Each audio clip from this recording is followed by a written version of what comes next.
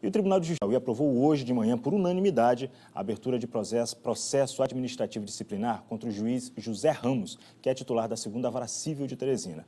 O juiz é investigado por supostas irregularidades no exercício da magistratura. Ao todo, José Ramos já responde a 13 reclamações no Tribunal de Justiça, mas a votação dessa segunda foi sobre um suposto caso de favorecimento da então Cepisa, hoje Eletrobras.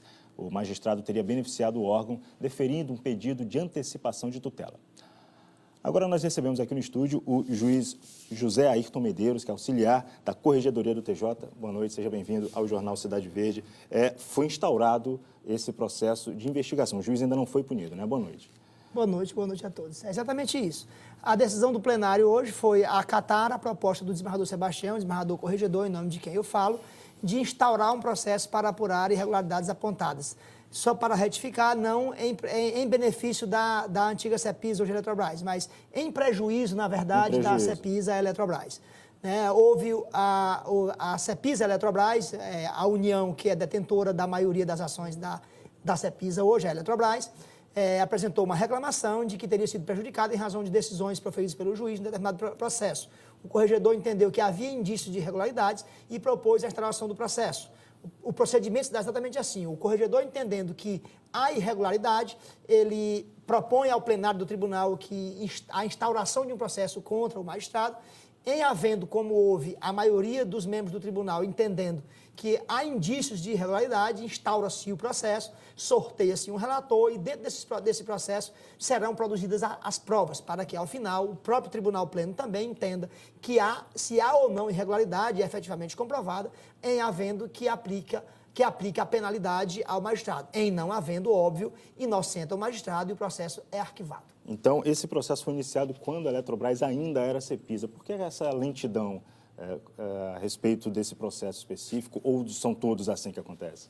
Infelizmente, também em relação aos processos administrativos, disciplinares, contra magistrados, contra servidores, o Poder Judiciário sofre do mesmo mal que sofre do processo que as pessoas têm no Poder Judiciário. Nós temos a demanda é grande e a estrutura é pequena. Nós temos que dividir a estrutura que temos entre cuidar dos processos das pessoas que ingressam diariamente nas diversas varas do Poder Judiciário e também nos processos administrativos disciplinares, quer contra magistrados, quer contra servidores. Daí a demora também nesses casos. Tá, então, para que fique claro, não, as pessoas podem estar achando que há uma lentidão intencional em razão de ser um órgão de magistrado julgando o magistrado. Isso não acontece. Não, em hipótese alguma. Garanto que não é. A demora decorre exatamente do mesmo problema que os processos que as pessoas têm em curso no Poder Judiciário sofrem. A sociedade pode ficar tranquila que o corregedor, o desembargador Sebastião, está cumprindo e cumprirá, sim, a sua missão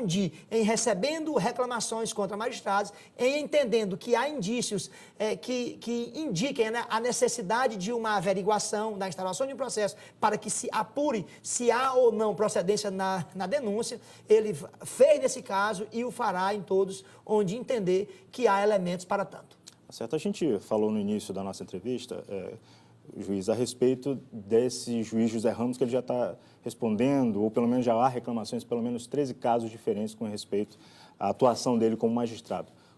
Foi feito esse julgamento hoje para início do processo dele, ainda assim ele vai continuar na ativa. Não seria o caso dele deixar de responder como magistrado enquanto responde esse processo, uma vez que ele já tem essa quantidade alta de processos, ou pelo menos de reclamações, ainda a responder? O entendimento do desembargador Sebastião é de que as circunstâncias indicavam a necessidade do afastamento do magistrado enquanto esse processo vai transcorrer. Ele propôs ao plenário, mas quem tem competência para determinar tanto a instalação do processo como o afastamento do magistrado é o plenário do tribunal, o conjunto dos 19 desembargadores que compõem o Tribunal de Justiça.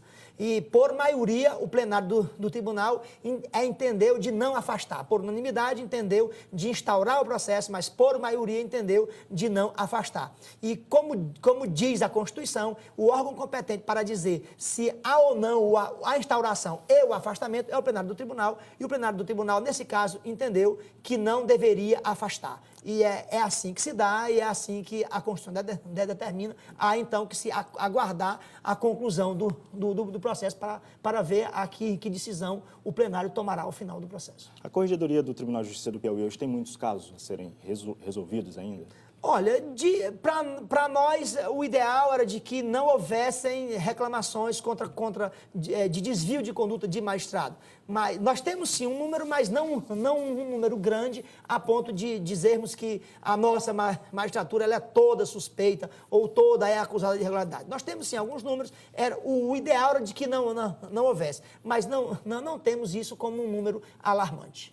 Tá ótimo. Então, a gente agradece a participação do juiz auxiliar da Corregedoria do Tribunal de Justiça do Piauí, José Ayrton Medeiros. Muito obrigado. Boa noite para o senhor. Obrigado.